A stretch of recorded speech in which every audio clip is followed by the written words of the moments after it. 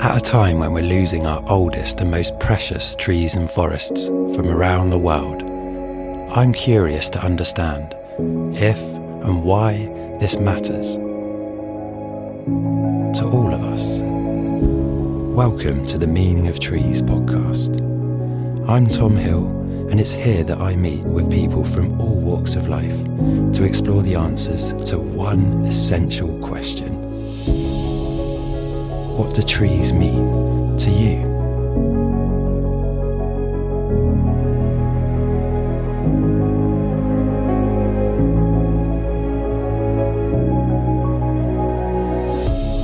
My guest today, John Deakin, is Head of Trees and Woodland for National Trust, Europe's largest conservation charity and a major landowner in the UK when it comes to looking after our natural and cultural heritage. John is someone I look up to as a mentor in the world of trees and woods, a man of great integrity, a people person, and a great listener. Taking time out from the day job, we sat down to discuss his formative years and experiences, the challenge of delivering 20 million new trees on NT land by 2030, John's reflections on the Sycamore Gap incident, and why sometimes cutting trees is an absolute necessity. Let me start by introducing you to the Meaning of Trees podcast. We know each other quite well, but it's great to just sit down and perhaps chat in a bit more depth about some of the key themes and works that we are involved with National Trust. And I really want to hear your personal perspective about trees. They seem to matter a lot to people in 2024, arguably as much as ever. But first of all, let's start with what trees mean to you. Well, thank you, Tom, for the introduction. It's a really rare opportunity to talk about trees in their widest sense in maybe a more philosophical fashion than I'm normally used to in my line of work. So I'm really grateful for that. But trees have been a constant presence in my life from my earliest memories, I guess. I was fortunate enough to grow up in a fairly rural sort of situation, and the countryside's always been ever present in my life. And there are trees that surrounded the house that I grew up in that really, I can remember quite clearly now. In fact, there were two yew trees, and I grew up in a slightly, I suppose, unusual environment in the sense it was in the grounds of a boarding school. My dad was a teacher at a boarding school, so we had these amazingly sort of large grounds to roam around as kids, and they had quite a few, thinking about now, quite a few really notable trees because they were part of a kind of semi-designed landscape, I guess. But there were these two trees, in particular these two yew trees, one by the house and one a little bit further down the sort of drive to the house where I lived, that really captured my imagination. I think it's because they were so dark and they were so kind of characterful. They never lose their needles, obviously, bright berries in the winter, and just because they were always there and this kind of slight air of mystery in an environment that was a little bit spooky, they seemed to really add to the character. And those trees really do sort of live long in my memory even now. And that was, from my earliest memories growing up, that they were a kind of present in my life. I love that. And were there any particular people in those early formative years that really sort of helped to foster the appreciation you've got for trees? Yeah, so absolutely. I think my mum in particular, she was always kind of keen on the natural world and natural environment, and it wasn't necessarily trees so much. But I remember going for lots of kind of walks with her in my sort of formative years, and particularly as I sort of moving towards my teenage years when we moved actually away from that school to another village in the country not too far away. But she'd always be sharing sort of wildflowers and telling me, sort of describing things to me and telling me what they were, and that included trees as part of that kind of story as well. And I suppose that probably has had an impact on me, probably more in a more pronounced way than I'd maybe realised previously. But in terms of trees itself, the thing that really got me on the road to this line of work, the work that I do, was a chance conversation with a schoolmate of mine. And I'd be about 13, 14, I suppose. And we're talking away at school. I already knew that I didn't want to be in a conventional sort of sort of office type job. I wanted to be outside. I wanted to be doing something kind of practical and sort of embedded in the countryside. And a friend of mine said, I'm thinking about doing forestry. Thinking back when you're 13, that's quite an odd thing to say. And I thought, well, what's all that about? And he sort of described it to me in the best way that he could. And I looked into it. My dad was always really keen that I followed my kind of, the things that I wanted to do for a career, not to go down a certain route. And he always encouraged me to do that. And it just went from there. And from that age, I worked right the way through my sort of school career, right the way through university to do the job that I'm doing now is what I set my heart on. And I've never regretted it since. And what's interesting, Norman Dandy, the guy that I was talking to, he actually ended up in forestry in a different sort of way. He worked for forest research for a long time. Then he worked for in research at Bangor University, and now he's just taken on a role with the Birmingham Wildlife Trust. So it's really lovely how those two things kind of come together, and we're still in touch now. Those two yew trees that you spoke about, when's the last time you saw those then? Oh, well, last time I saw them in person would be when I was 11 when we left. The last time I saw them actually was in a photograph, only probably a couple of months ago, because it's quite a long way from where I live now in Cumbria. I don't get a chance to go back very often, but my sister went back to an open day at the school 2 or 3 years ago, and she took some photos as she walked around. And sure enough, right next to the house, exactly as I remember it, there's this big yew tree that's still there, looking really, really healthy. But what was also interesting that looking across from the other side of the house, another tree that I remember was this huge, sort of open-growing, gigantic beech tree, which was still looking incredibly healthy. And I have memories of, I suppose they're daft memories, but they're all part of it, aren't they? But of our cat at the time, sort of chasing grey squirrels up and down that tree and those sort of things. So, they all have a kind of, maybe not quite as powerful as subliminal sort of influence on you, but they all sort of add to that kind of memory bank that you kind of call upon, I guess, in terms of your influences. Yeah, and what you're touching on there is kind of, tree time. It's a lot longer scale than what we're used to in our human lives. And perhaps that's part of the, if you like, comfort that those trees and memories bring, isn't it? That actually when you see the trees again years later, they're actually still not much different, but that's quite a nice feeling in a fast-paced world. I think that's an incredibly important part of what trees bring to human society in many respects, and certainly something that I'm really conscious of in my work and in the work that we do. I never fail to be humbled when I'm standing next to a beautiful sort of ancient or veteran tree, or in a lovely stand of trees, whatever species they are. They have a hold on you, which, I think other landscapes struggle to replicate in many respects, because there's a permanency there, and you realise that you're insignificant in the time span of these, amazing organisms. And that's something that, I think throughout my work, I'm very conscious of, that I'm only ever trying to, and I think all we should ever be trying to do, is leave the places that we care for in a better place than they were when we found them, when we became custodians of them, because that's what we are. We're just custodians of these places, or of these trees. They all carry on long after we've disappeared from this place, just like they've been here long before, in many cases, than we have been. So therefore, all we can do is make sure that we look after them as best as we possibly can. Science at the moment is kind of challenging the perception that trees are individual entities. If you look at fungi and microorganisms, actually it's really difficult to separate those from an individual tree or trees or woodland. However, in cultural terms, the fact you've got that individual trunk, I think, really resonates with people. We see ourselves as individuals, perhaps feel like islands at times. And I think we can relate to trees in that way. And I wonder if that's part of their appeal. I think that's really true, Tom. I think from if you think about the example that we talked about at the house, and you look back at that tree that I remember from my childhood, it's barely changed in the photograph that I saw.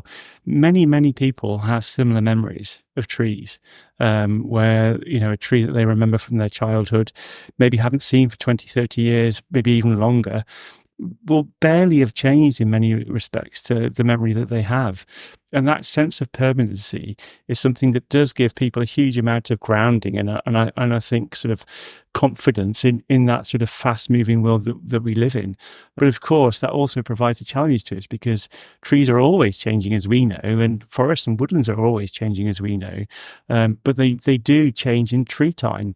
So, when we're talking about sort of looking after trees, how we manage that kind of tension between people's feeling of permanence and it always being the same, but things also being changing and dynamic, is one of the biggest challenges that we have as tree professionals. Yeah, and I think that leads us perfectly to the topic of the Sycamore Gap.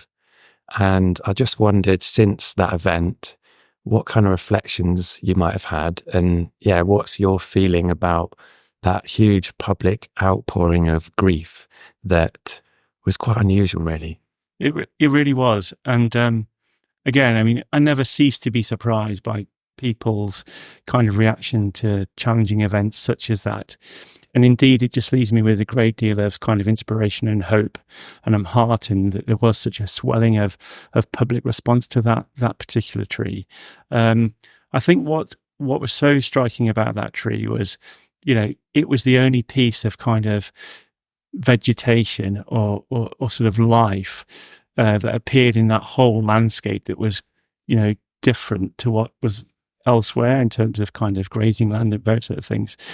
So it was so kind of charismatic in that landscape, and it made such an impact. I can understand why people had such an emotional kind of attachment to it.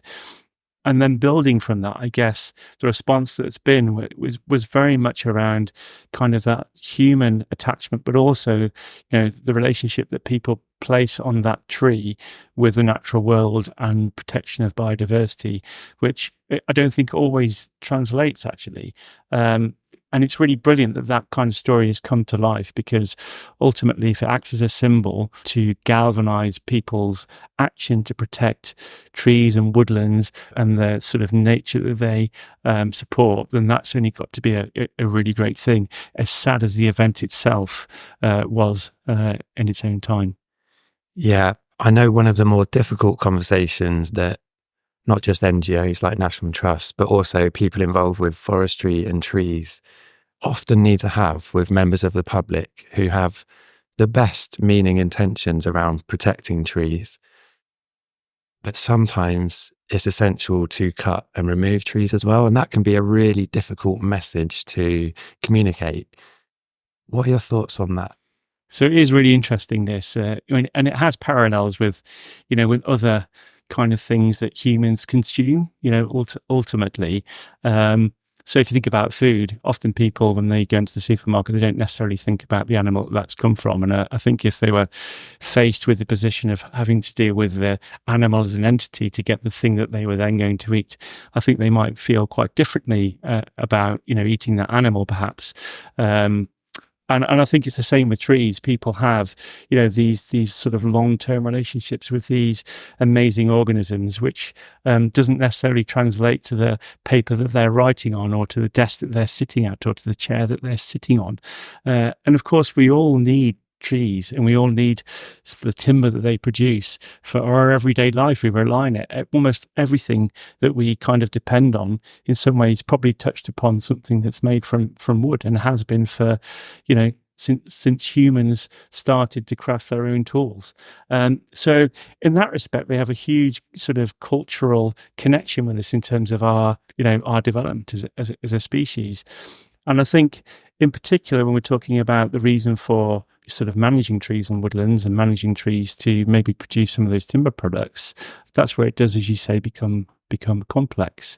But what I would say is, it's kind of like, we don't have, the natural systems in place to manage our woodlands. We don't have the kind of keystone species that would drive the dynamic changes that we would see in woodlands over time that create the species diversity and the structural diversity that we need to see, which ultimately all the sort of biodiversity depends on those systems needs to thrive. So therefore, without those keystone species, humans have to kind of interact. And that's our role in terms of managing our trees and woodlands, and how we see that from a National Trust perspective. All of our trees and woodlands are managed with people, climate and nature benefit at their heart. However, in order to deliver that, sometimes we have to intervene, and sometimes we do have to fell some trees to create those opportunities for nature that wouldn't ordinarily exist without those keystone species. So therefore, why not, if we're doing that, make sure that we use that material that comes from felling those trees is used in the best possible way that locks up that carbon in the long term, whether that's in the restoration of a historic house, or whether that's in something that you can sit on, or whether that's something that you can use that locks that carbon up, and is a really, I think, positive, lasting monument to the tree that's been felled in order to create that nature benefit that we want. And I really think, in terms of where we need to get to in terms of the management of trees and woodlands, and in terms of the creation of new woodlands, is the fact that people often talk about a climate crisis or a biodiversity crisis or a nature crisis. And I sometimes hear people say, well, there's no point in dealing with a biodiversity crisis until we deal with a climate crisis. But the fact is, the two things are absolutely intertwined. And we need to make sure that when we're thinking about woodland management and woodland creation, that we're really focusing on delivering the maximum benefit that we can for society, and only focusing on, what I might say is a narrower field of view in terms of objectives, I really think is doing society a disservice. And that's why, for me, I'm so sort of happy and proud to be working for the National Trust, because I do think we take a really broad view about the deliverables that our trees and woodlands can deliver, and we're really trying to do that in a balanced way for all of society and the whole nation in terms of our response to climate change. Yeah, National Trust have got a really ambitious target to deliver 20 million trees by 2030. And I know, having spoken to people about this, some people think, oh, are we trying to blanket land with trees? And hopefully from the conversation we've had already, it's clear that actually, no, our approach in National Trust is much more considered than that. But what does that 20 million trees target mean to you, John? And where's it come from?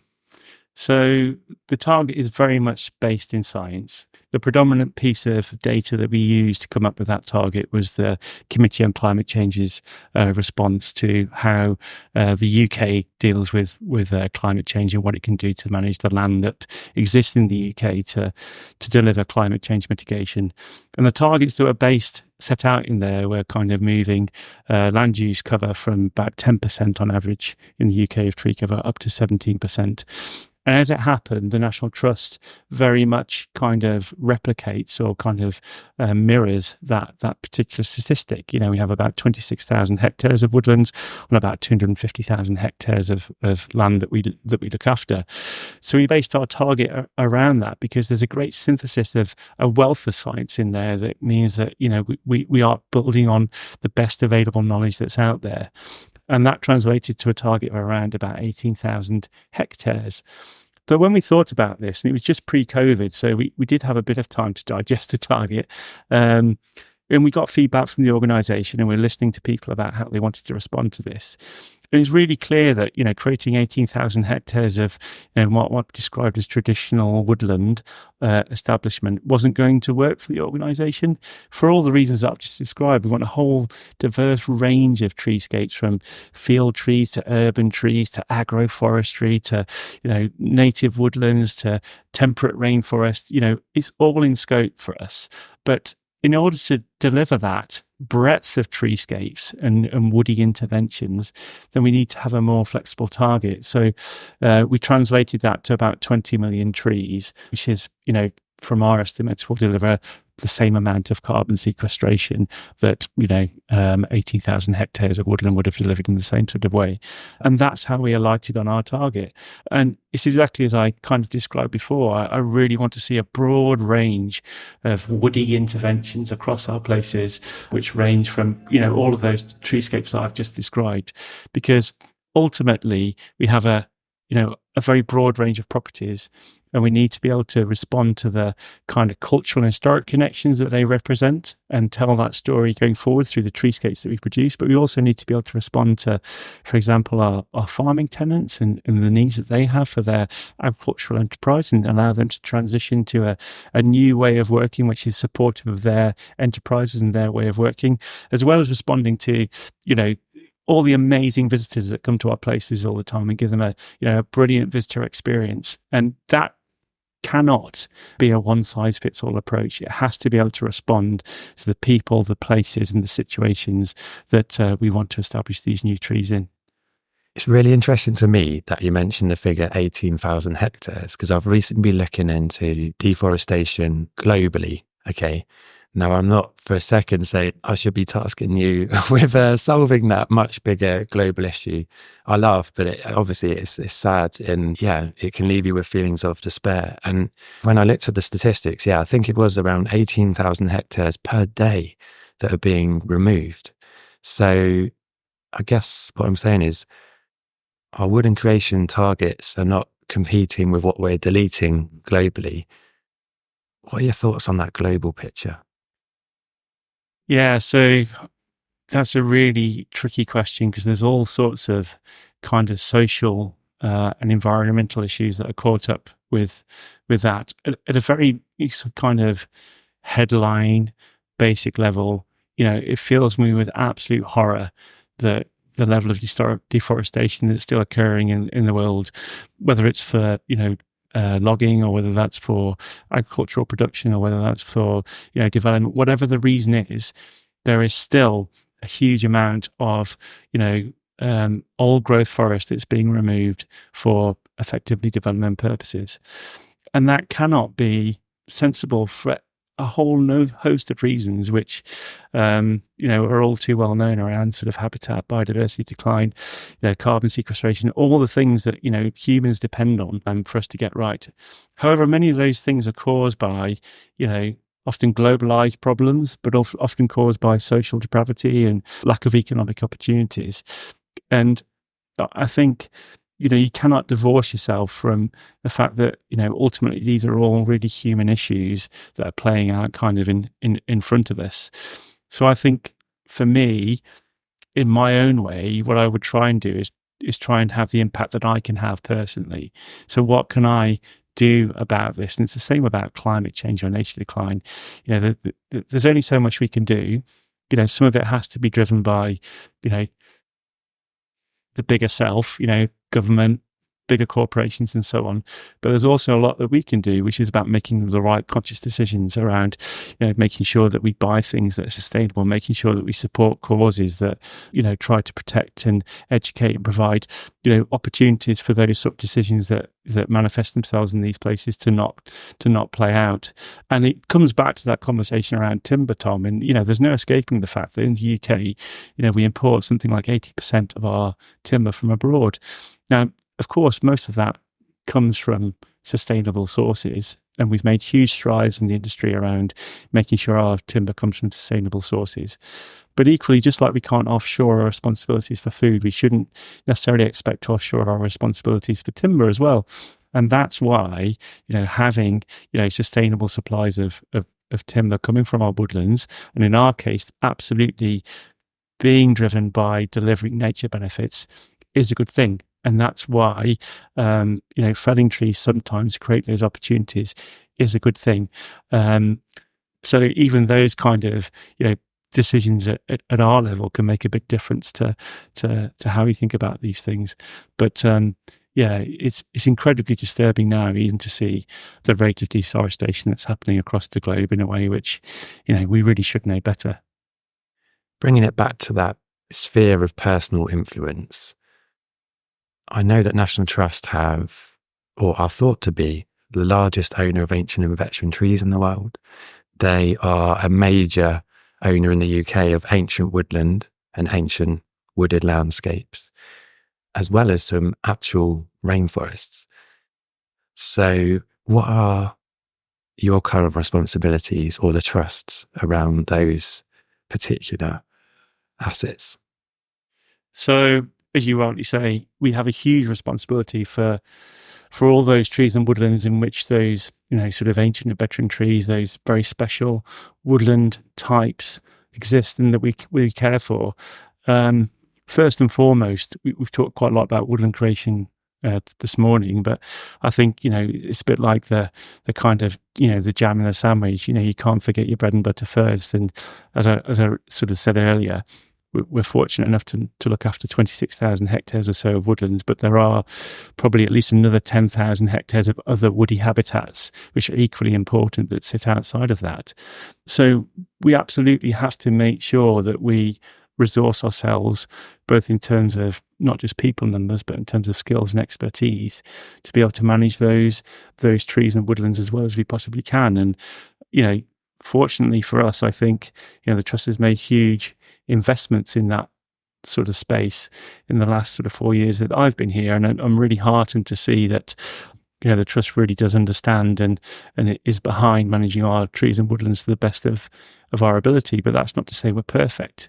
We've got quite a bit of space to go, and we're still on a journey in terms of, making sure that we do the best that we can for these assets. But we're in I think, a really good place in terms of how we might think about looking after those going forward. What about your personal journey then, John? So where are you on that journey with trees? And what's next for you? So, I just feel like the luckiest bloke in the world, if I'm honest, Tom. I committed to sort of going on this kind of tree and woodland journey when I was in my early teens, as we started off on. And I've never regretted it, not for one minute. It's been an amazing kind of career. And, I'd love to see more people really kind of understand and realize the opportunity to have the kind of role that I've had and the journey that I've had in my career. It really has been absolutely amazing, not only because of the landscapes that I've worked in. I've been lucky to work in the north of Scotland, in Wales, in Middle England, in the north of England, and now more widely across England, Wales, and Northern Ireland. So it's just fabulous. And in terms of just places and trees and woodlands that I've been involved with, it's just, I feel blessed, frankly, and I'd be quite happy if I did nothing else for the rest of my time. But it's not only that, I also feel blessed that I've been introduced to a whole load of amazing people on that journey, and colleagues that, have inspired me, and sort of people that I've worked with have inspired me and continue to do so now, right the way from my very first kind of job as a mid-year student in Sutherland through to every job I've had some really amazing mentors. And that has been another really sort of great feature of my time in trees and woodlands. So I think going forward, it's something that I'm really keen to make sure that I give back. I've had these amazing opportunities, and I've had these amazing people that have kind of guided my career. And I want to make sure that people coming through and coming up through their career journey have the same opportunities and maybe the same chances that I had. So that's definitely a kind of driving force. But ultimately, in terms of where I am now, I just couldn't think of a job which, requires quite a pull on my experience as it is now, where I'm constantly challenged and learning through what I do, with the opportunity to actually make a tangible difference and hopefully improve, the lot of, society in the UK for the better in the long term. And that feels like a proper mission to me, which, I feel privileged to be part of. Thanks for sharing that. I've got perhaps the most difficult question of this interview now. Do I need to brace myself? I think you should. Okay. Is there anything in the world that you love more than trees? There's nothing in the world that I love more than trees, but when you combine two things together, they maybe have a more profound impact on me. So the two things in the world that I probably love the most are trees and mountainous landscapes. So when you combine those two things together, whether it's a temperate rainforest in Borrowdale or whether it's a Caledonian pine forest in the Cairngorms, that for me is the absolute sweet spot. That is kind of my utopia, and where I, if I died tomorrow and you wanted to lay me down somewhere, it'd be in an environment like that. So it's a bit of a fudge of a question or an answer, that, Tom, to be honest. But I think if you combine those two things together, that to me is the perfect place. I wonder if you might paint a picture of the perfect world with regards to trees and woodland. What would that look like to you? So I think for me, the perfect world in terms of trees and woodlands would be one where our interventions are sympathetic and are only really driving the benefits that we want, particularly for climate and nature, but still take a kind of more rounded view on the benefits that trees and woodlands can provide. So they really do provide the range of goods and services that we want. And what that looks like to me is a landscape which is, in some respects, not so dissimilar to what we have now, but it's where everything is kind of fattened up. It's all messier. It's all kind of more untidy, but it's still producing the same kind of, things that we produce now, whether it's timber, whether it's food, whether it's recreation for people, but it does that in a much more holistic way. So by default, that means we have more of everything. We have more trees and woodlands. We have more temperate rainforest. We have more ancient woodlands. We have more trees outside of woodlands. We have more wood pastures. We have more hedgerows. But in the same sort of way, we also have the activities that are going on in that sort of way. So we still have people producing food. We still have people, carrying out their daily business. We still have people that come to these places to recreate and to really draw inspiration and find kind of soulful reflection in these sort of places. So any way that we can kind of blend those things together in a way that really broadly meets society's needs and the roles that trees can obviously play in that. I mean, they are the most amazing, natural solution to many of our problems, whether it's, slowing the flow, decreasing water pollution, storing carbon, providing homes for nature.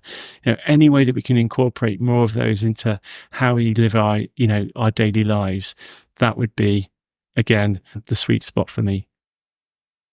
If there's one message you'd like to leave with our listeners, what would that be? Oh, that is a really tough question, Tom.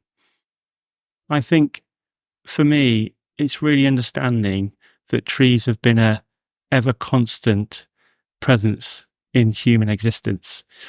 And we have depended on trees for all of our needs since we started to evolve from, over many, many millennia. And I think understanding that trees are so intrinsically wound with our development, but also they're such an important part in our future, and really understanding the role that they play, which is not necessarily around permanence, but it is around this kind of role that they play with us and that they change over time, I think would be a really nice place to be. But I think more simply than that, it's just really understanding how important they are. And for people really just to value the tree that's on their doorstep, or the one that's in their back garden, or the one that's in, their childhood memories. We all probably have a tree that we can relate to, whether it's a birch sapling that's growing out of a plant pot next to a greenhouse, or whether it's an ancient majestic oak tree that sits in a field that, we maybe climbed as a kid. All those trees are, hugely important. They all have a role to play. So just kind of think about them with a bit more, perhaps, reverence and a little bit more kind of, empathy and understanding. And if we do that, then we might start to change our sort of response and our cultural response to trees in a way that really supports the role that they can play in basically mitigating some of the climate and human crises that we're currently facing into.